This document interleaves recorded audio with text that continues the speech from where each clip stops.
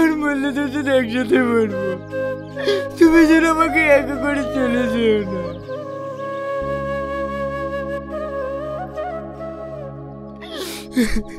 একে তো রিয়াজের মতো লাগছে। এই রিয়াজ, ভাবিকে এইভাবে কোথায় নিয়ে যাচ্ছিস? রাশিদ ভাই, আমার কিন্তু ভীষণ অসুস্থ, ওকে নিয়ে ডাক্তারখানে যাচ্ছি। তুই এইভাবে নিয়ে যাচ্ছিস কেন? তোর সাথে কেউ আসেনি? না ভাই, এই নিয়ে তোমার সাথে পরে কথা বলবো। ঠিক আছে চল, আমিও যাবো তোর সাথে।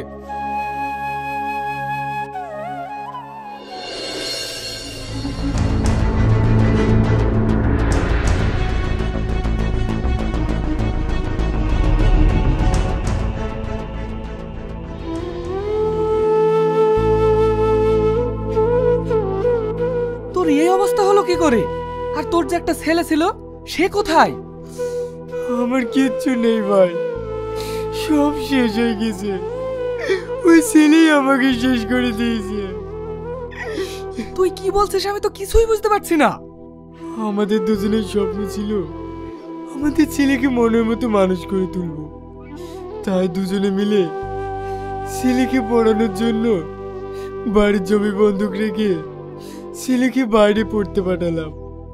ভেবেছিলাম ছেলে একটা চাকরি পেলে বাড়ির জমিটা ছাড়িয়ে নেব, কিন্তু কিন্তু কি?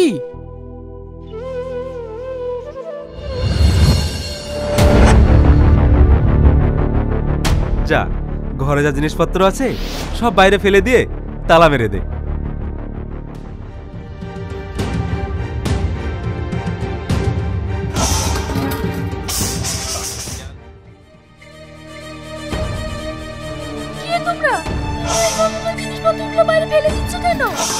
ওরা আমার লোক, তোমাদেরকে বলে তো আর হলো না, তাই ওরা নিজেই পরিষ্কার করে দিচ্ছে। যা, ঘরে যা জিনিসপত্র আছে সব বের করে ফেলে দে, একটা জিনিসপত্র যেন না থাকে।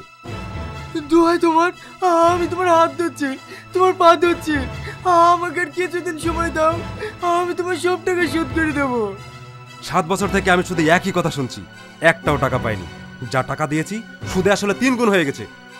এই তাড়াতাড়ি কর।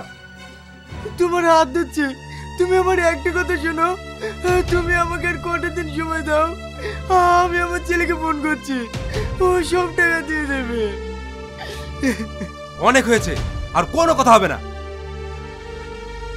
আমি তোমার পা ধরছি, তুমি আমাদের আর একটা দিন সময় দাও, আমি তোমার সব টাকা দিয়ে দেব, নইলে আমাদের টাকার কোনো জায়গা নেই। ঠিক আছে, একটা দিন সময় দিলাম, এর মধ্যে যদি আমি টাকা না পাই তাহলে কি হবে তোমরা ভালো করে বুঝতে পারছো। এই চলে আয়।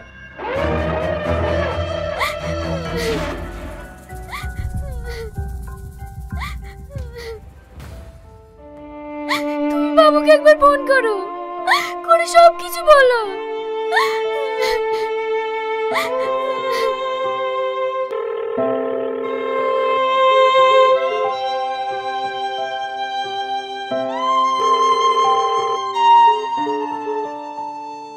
ও ফোন ধরছে না, ফোন কেটে দিচ্ছে।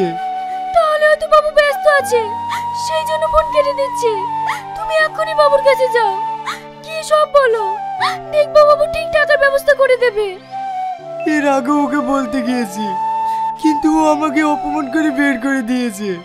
তুমি আরেকবার গিয়ে বলো, দেখবো টাকার ব্যবস্থা করে দেবে। ঠিক আছে, যাচ্ছি।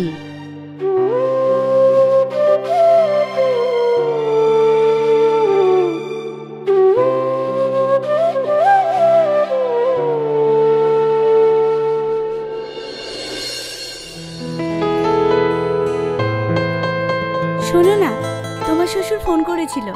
কি বলছিল? তোমাকে একটা কথা বলবে, তো লজ্জা পাচ্ছে। কি কথা? আব্বা একটা জমি কিনছে, তাই কিছু টাকা কম পড়ছে, সেই টাকাটা তুমি দিতে পারবে কিনা তাই জিজ্ঞেস করছিল। এতে আবার লজ্জা পাওয়ার কি আছে? কত টাকা? ওই 5 লাখ টাকা মতো। আচ্ছা ঠিক আছে, তোমার আব্বাকে আসতে বলো, লকারে টাকা রাখা আছে, ওখান থেকে 5 লাখ টাকা দিয়ে দিও। আমি ভীষণ খুশি, আমি জানতাম তুমি টাকা দেবে। তা ঠিক আছে ঠিক আছে, আমার আবার অফিসের টাইম হয়ে যাচ্ছে।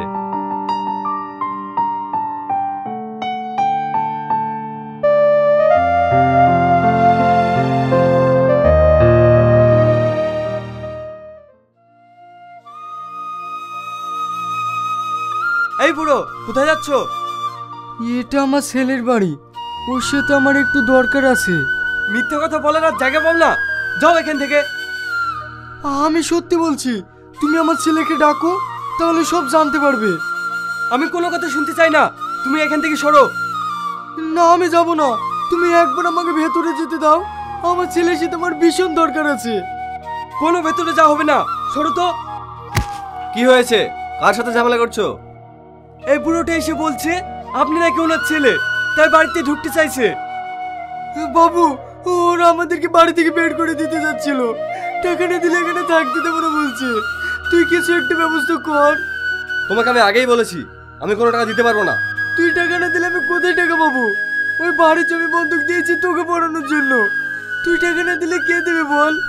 ছেলে জন্ম দিয়েছিলে তাই কর্তব্য করেছি, আমার নিজের সংসার হয়েছে, আমি তোমাকে কোনো টাকা দিতে পারবো না। তুই টাকা না দিলে ওরা আমাদের বাড়ি থেকে বের করে দেবে। আপনাদের বাড়ি থেকে বের করে দিলেও ওর কিচ্ছু করার নেই। বৌমা, তুমি এরকম কথা বলো না, তুমি একটু বাবুকে বুঝিয়ে বলো না। আপনাদের সঙ্গে আমাদের কোনো সম্পর্ক নেই, আপনি এখন আসতে পারেন। মা, এটা কে? কেউ না। দাঁড়াও, আমার অফিসে লেট হয়ে যাচ্ছে।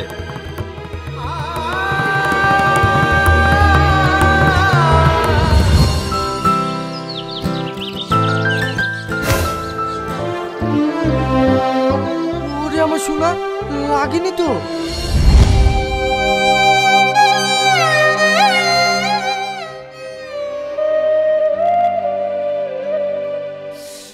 হায় রে ছেলে, একটা কথা শুনে রাখো বাবা, তোমারও ছেলে হয়েছে, তোমরাও একদিন আমাদের মতো হবে।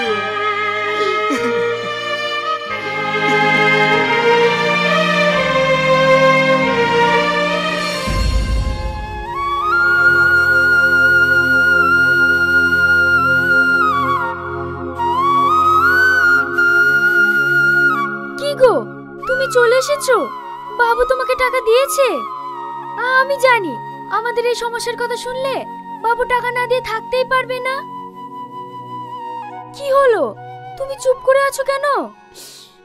আমাদের বাবু আর আগের মতো নেই গো, পুরো চেঞ্জ হয়ে গেছে। কি হলো, তুমি কাঁদছো কেন? আমি জানি ও তোমাকে টাকা দেবে না, তবুও মনটা মানেনি, তাই তোমায় পাঠিয়েছিলাম। তুমি কোনো চিন্তা করো না, এই বাড়ি ছাড়তে হবে তো? চলো, আমি সব গুছিয়ে রেখেছি।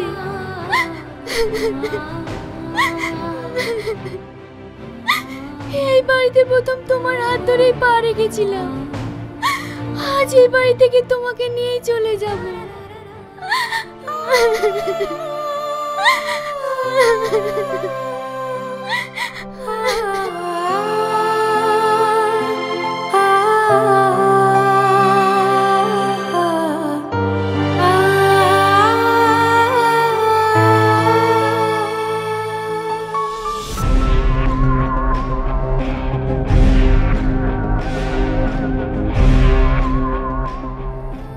আজ আর আপনাদেরকে ঘর থেকে কিছু বের করে ফেলে দিতে হবে না, আমরা চলে যাচ্ছি, আপনি ঘরে তালা বন্ধ করে দিন।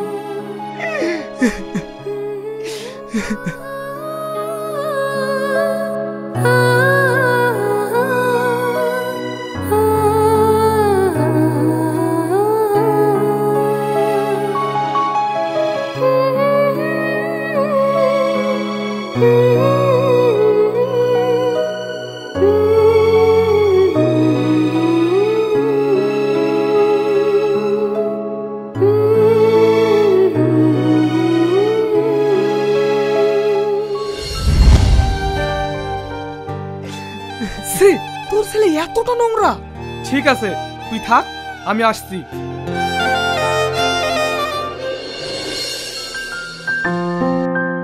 পল্লবী, এই কাজগুলো তুমি রেডি করে ফেলো, সমস্ত পেপারস কালকে জমা দিতে হবে। Okay sir. বাহ, বড় অফিসার হয়ে গেছিস, খুব ভালো লাগছে। এদিকে বাপ মাটা বিশ্রামখানায় থাকছে, মাটা মৃত্যুর সঙ্গে পাঞ্জা লড়ছে, আর তুই আজ অফিসার। আপনি কাকে কি বলছেন? তোমার স্যারকে বলছি। কে আপনি? আপনাকে তো চিনতে পারলাম না। আমাকে তুই চিনতে পারবি কি করে? তুই তো নিজের বাপকেই চিনতে পারিসনি। যে বাপ খেয়ে না খেয়ে নিজের শেষ সম্বল বাড়িটুকু বন্দুক দিয়ে তোকে লেখাপড়া শিখিয়েছে, আর সেই বাপটা বাস করছে ফুটপথে, আর নিজে থাকছিস বউ ছেলে নিয়ে রাজপ্রাসাদে। সি, তোর মতন ছেলে যেন আর কারুর না হয়। মুখ সামলে কথা বলবেন। তোর মতো ছেলের সঙ্গে